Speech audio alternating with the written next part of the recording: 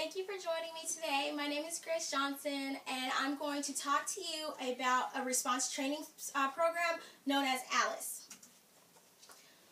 As you can see, there's a list here of 3 of the most popular, or the ones that you might know about, school shootings, and there's Sandy Hook Elementary, Columbine, and Virginia Tech. Virginia Tech was the #1 most deadliest school shooting.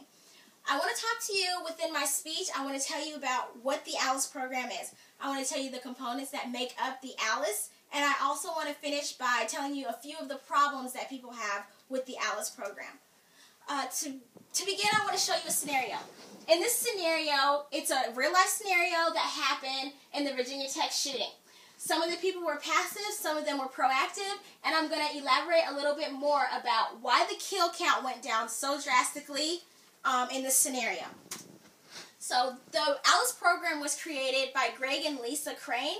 They created it because they felt that the response to emergencies in schools was inadequate. They felt like it could be bettered and upgraded. So they decided to make the A.L.I.C.E program to upgrade the response.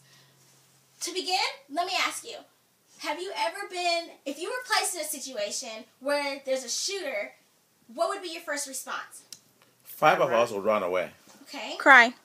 Crying, running away. Those are among the ones that people would really think about. But I want to tell you about another option so that you will be able to do different things. The A.L.I.C.E program. What makes up the A.L.I.C.E in the program is A is for alert, L for lockdown, I for information, C for counterattack, and E for escape. To elaborate a little bit more, alert. If you see, hear any threats, if you see anybody with a gun, trench coat, you're suspicious of the person, tell somebody. An authority figure, so call the police, just let somebody else know, and be very, very descriptive. Next, we have lockdown. As you can see, these 2 pictures, this is what people are told to do in a lockdown situation. This is what Lisa and Greg want people to do. Don't just lock the door, turn out the lights, and go to the furthest away from the door.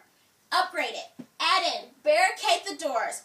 Put anything you can find, anything in the classroom, book bags, anything, desk, tables, put it on the door. Next, we have information. Information is similar to alert, except information is what is transmitted when the actual shooting is occurring. As with alerting, be very, very descriptive in what you say. Next is counter. When people think about counter, they think about simply attacking. It's not just attacking. You can flee, throw things, do whatever you can. Do not be a sitting duck. Do what you need to do to make sure that that gunman loses control of the situation. One thing you need to remember when countering is never pick up the gun. Move the gun away from the shooter and put it in a trash can. Put it far away from where the shooter is at. Because if you hold the gun, you are liable to be shot by the police because their first instinct is to shoot first, ask questions later. Next, we have E for escape. Run in zigzags. If you have the opportunity to escape, keep your hands up, run in zigzags, be a hard target.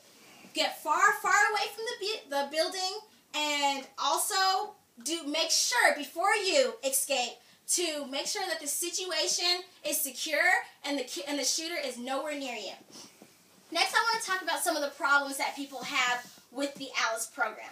They feel as if counterattack is a huge mistake, that you should be passive.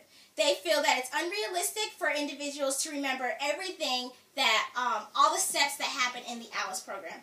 They feel as if there's no ideal shooting scenario, so there's no ideal response. It can vary.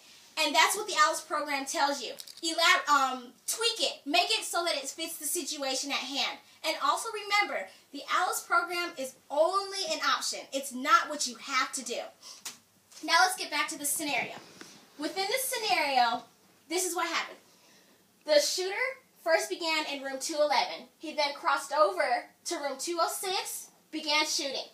The beginning, he shot to just wound the people. He wanted to just wound and kill, hopefully, as many as possible.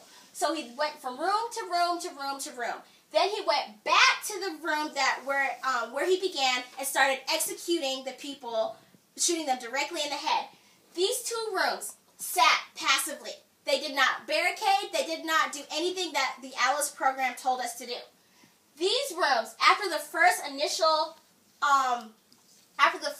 shooting, they barricaded the doors. They locked it, put everything they could. They barricaded and stayed in the room. They barricaded and jumped out of the window. This room right here, which had 0 killings, they barricaded the room, and the shooter had no opportunity to get in.